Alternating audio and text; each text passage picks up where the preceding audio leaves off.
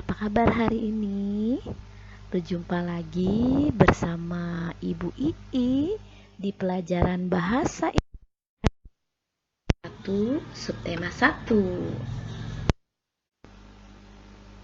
Oke, pertama-tama coba perhatikan gambar yang terlihat. Kira-kira berisi apa sih gambarnya? Oke, kamu mengamati gambar yang tadi, kalau misalnya masih tidak terlihat, kamu bisa lihat di buku tema 1, subtema 1. Nah, dari gambar yang tadi kamu lihat, buatlah 2 buah kalimat.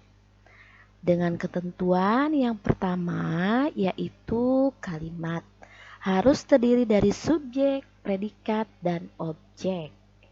Dan yang kedua, gunakanlah bahasa Indonesia yang baku, yang sesuai dengan ejaan yang disempurnakan.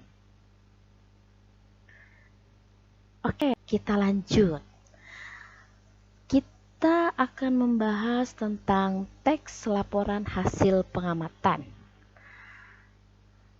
Teks laporan hasil pengamatan itu adalah teks yang berisi informasi berdasarkan pengamatan yang sudah dilakukan.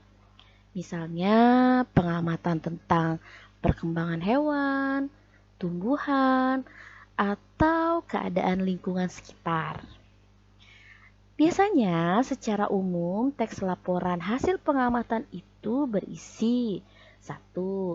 Informasi umum, yaitu informasi yang disajikan secara menyeluruh.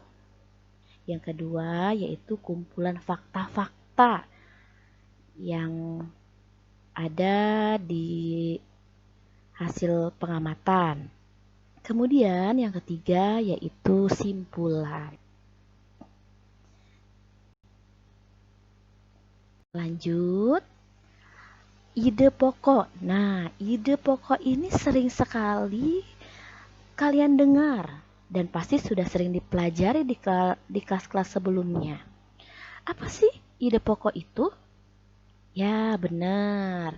Ide pokok itu adalah gagasan utama atau masalah pokok yang dibahas dalam suatu paragraf. Pada umumnya, dalam satu paragraf hanya terdapat satu ide pokok.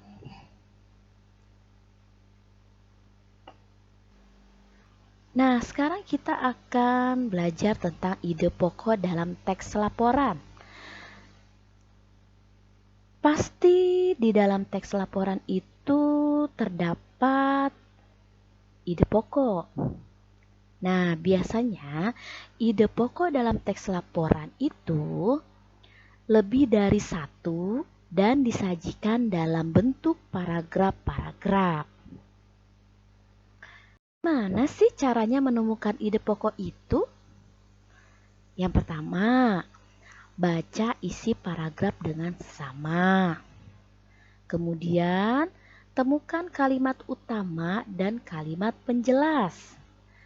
Yang ketiga, tentukan informasi yang terdapat dalam kalimat utama. Nah, setelah itu, setelah kalian menemukan ide pokok pada setiap paragraf, kamu dapat menulis ulang ide pokok tersebut dalam bentuk diagram.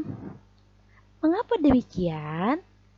Hal ini memudahkan kalian dalam menentukan informasi yang terdapat dalam teks laporan secara keseluruhan. Contohnya ada di gambar yang tersedia. Oke, itu saja. Semoga bermanfaat. Sampai berjumpa kembali. Wassalamualaikum warahmatullahi wabarakatuh.